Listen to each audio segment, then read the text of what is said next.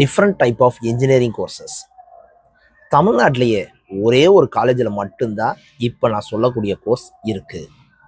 அதுலேயும் cut off analysis 2025 search பண்ணி பார்க்குற நேரம் இந்த காலேஜில் அந்த ஒரு கோர்ஸை யாருமே சூஸ் பண்ணவே இல்லை. ஒருவேளை நம்ம குழந்தைகளுக்கெல்லாம் அந்த கோர்ஸினுடைய வேல்யூ தெரியலையா, இல்லைன்னா இதெல்லாம் படித்தா வேலை கிடைக்குமான்னு ஒரு சந்தேகத்தில் படிக்கிறதே விட்டுட்டாங்களா? நம்மளுடைய சொசைட்டியுடைய டெவலப்மெண்ட்டுக்கு ரொம்ப முக்கியமான ஒரு கோர்ஸு, ஆனால் அதை யாருமே சூஸ் பண்ணவே இல்லை. அது என்ன கோர்ஸ் தெரியுமா? என்விரான்மெண்ட் இன்ஜினியரிங், அதாவது சுற்றுச்சூழல் பொறியியல்.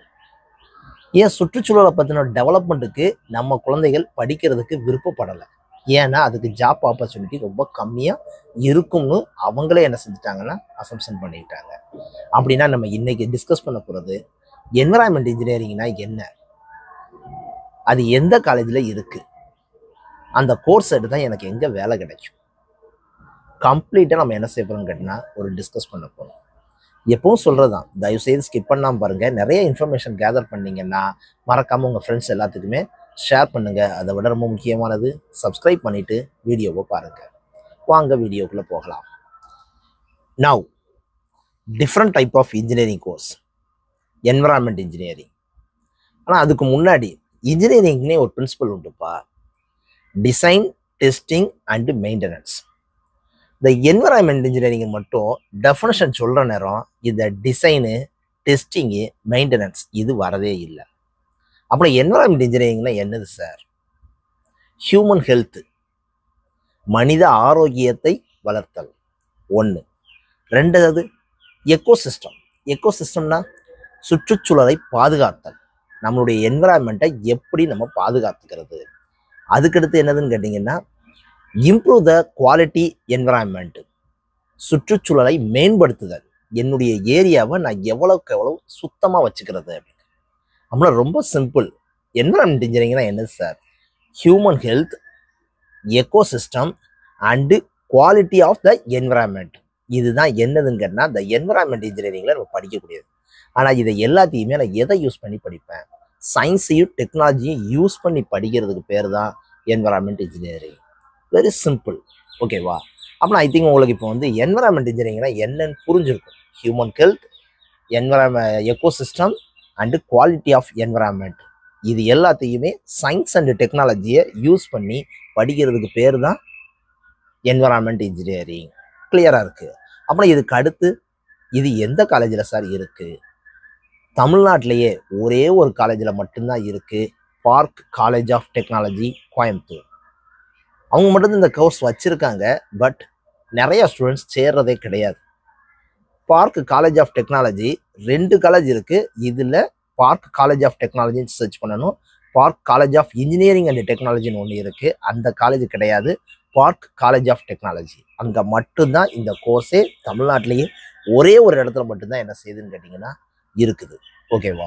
அதுக்கப்புறம் இதை பற்றின ஃபுல் டீட்டெயில் ஸ்டடீஸ் என்னென்னலாம் இதில் நம்ம படிப்போம். First one, water and air quality. நீரினுடைய சுத்தத்தை எப்படி பாதுகாக்கிறது, ஏர்னுடைய காற்றினுடைய சுத்தத்தை எப்படி நம்ம மெயின்டைன் பண்ணுறது. Waste management,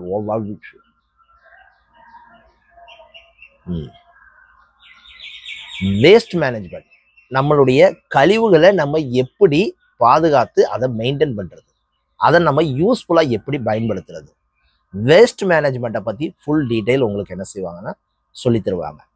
pollution control. Pollution கண்ட்ரோல்னா என்னது சார்? தமிழில் பார்த்துக்கிறேன்.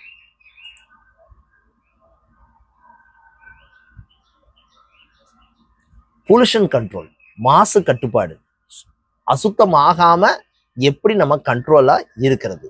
இப்படி இந்த ஸ்டடீஸ் முழுக்கவே சயின்ஸ் ரிலேட்டடாக படிக்கக்கூடியதை எல்லாத்தையுமே டெக்னிக்கலை யூஸ் பண்ணி படிக்கிறது தான் என்விரான்மெண்ட் சயின்ஸ், ஓகேவா?